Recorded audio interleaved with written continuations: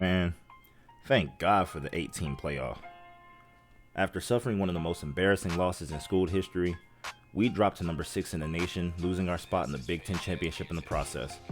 But we'd still managed to get into the playoffs, and we'll have a game against the Pac-12 runner-up USC Trojans in the first round. Can we bounce back from defeat and charge to the national title? Or did Michigan expose the blueprint to beating us?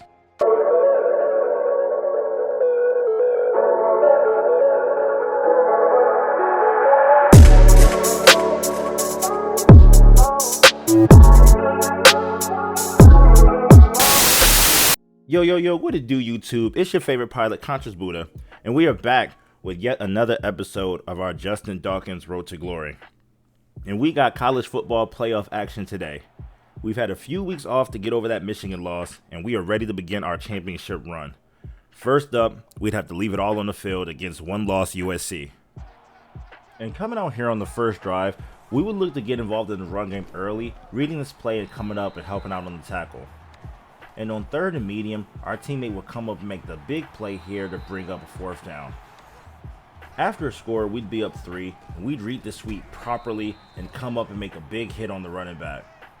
And we've been talking with the coach all week about being more aggressive, getting over that Michigan loss, and coming out here and making a big statement early in this college football playoff game. And we would do just that here on this 3rd and 11 as we read this curl route and we make the big hit on the receiver, forcing the fumble and getting the ball back for our offense. And these are the types of plays that we need to make if we want to win this game. Our offense will put up 3 more points, and we will be up 6 points here on this next drive.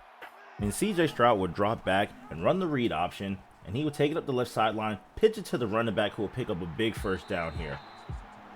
And on the very next play, he'd hand it off to our starting running back, and he would just rip up the sideline for a 13-yard gain. On 3rd and 7, CJ Stroud would come out and he would find Jackson Smith-Njigba up the right sideline all the way down into the red zone. And on this next 3rd down, CJ Stroud would find the receiver for another conversion, getting down inside the 5. And on 1st and goal, he would find old reliable Marvin Harrison Jr. for the touchdown, putting us up by 13. And we would start the second quarter off, reading the QB's eyes here on 2nd and 3 and getting the big sack on Caleb Williams. And we are playing lights out football, up 2 scores here in the college football playoff, and we are making a statement, and we have this game totally under control here early. And on 3rd and 4, we will read the crossing route and dive for the interception, but we will miss it, and we will give up a huge 40-yard gain, getting USC down into the red zone. And they will come out the next play and get the easy touchdown, and they will make this a game again. After holding us to no points, they would get the ball back, hand the ball off to Travis Dye, and they would finally get the run game going as he picks up a huge 17-yard gain. And on 3rd and long, we would come out in man coverage and we would get gouged for 18 yards, giving up a first down. And with USC driving, we would be out of position on this 3rd and medium, and we would give yet another first down. And on this 2nd and long, we would drop back into coverage and we would read the angle route out of the backfield and come up and make a big hit on the running back, but not before giving up a 7-yard completion. And on 3rd and 5, Caleb Williams would drop back and he would actually get popped for a sack, ending that drive, holding them to 3.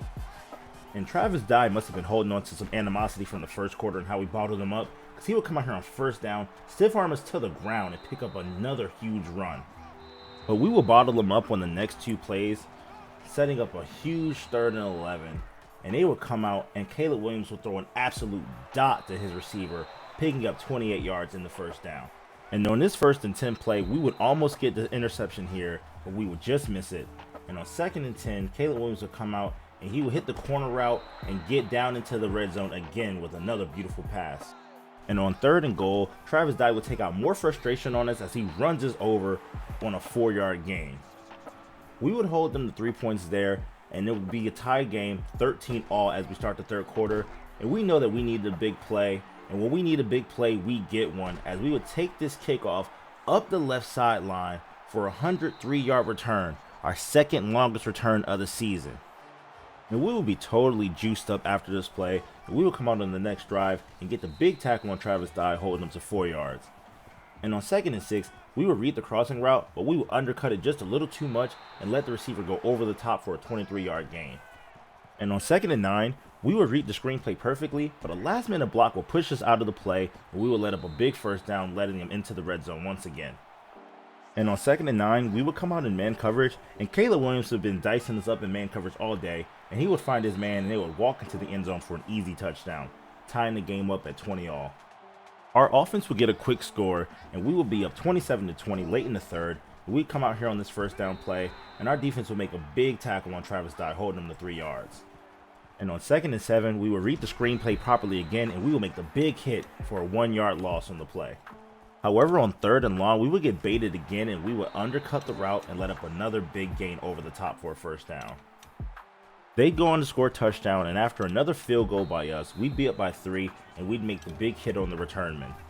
And our defense will come out here and make 2 big plays on 1st and 2nd down, bringing up a 3rd and long. And on 3rd and long, USC would decide to run a draw play, and we'd make another stop, and we would get the ball back halfway through the 4th with a chance to put this game away. And after a shank punt, our offense would find themselves in the red zone, and on 1st and 10, CJ Stroud would find our running back in the flats, and he would get popped for a 4-yard loss. And on 3rd and 11, we would need a play, but we would come out and run a draw play, setting up a field goal here late in the 4th quarter. And our kicker would come out, and he would hit this one straight down the middle to give us a 6-point lead with 3 minutes left to go in this game. And that would be too much time for Caleb Williams, so he would come out here on 1st down, find his receiver for a dive and grab. And on 2nd and 5, he would run the read option, and the entire defense would bite, and he would have a seam up the gut for a large gain. They'd quickly find themselves inside the red zone, and they would hand the ball off to Travis Dye here, who'd pick up 13 yards as he gets down to the 1-yard line. And on 1st and goal, we would come out in a blitz, but we would not get to Travis Dye in time as he crosses the plane for the game-tying touchdown. And they would come out and get the extra point try, and they would go up by 1 point. With a minute and a half left to go, they would have the ball back, and we would need to make a play if we wanted to have a chance to win this game. On 2nd and 10, we would come out and make the huge tackle for a loss, and on the very next play, our defense will come out and read the screen and get the clutch sack to end this drive, giving us a chance to get the ball back. And with a minute 23 left to go, CJ Stroud and the offense would have to drive the length of the field if we wanted a chance to win this game. He would come out on 1st down and make the check down pass across the middle and would barely get anything.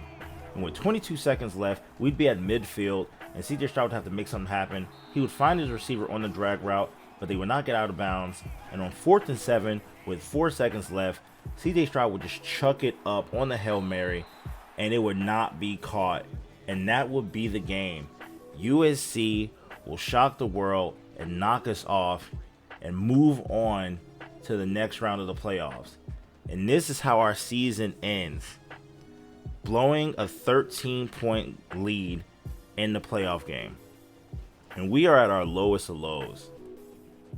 We came into the season with high hopes, with media pundits selecting us to run the table and win the championship. And we somehow finished this season on 2 straight losses. And I don't know about you, but losing a game by 1 point after being up by 2 scores hurts way more than a blowout. And we will watch USC lift that Sugar Bowl trophy, and they will go on to win the national championships at the end of the season.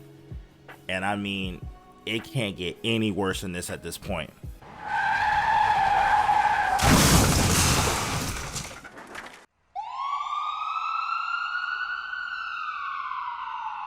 Or can it?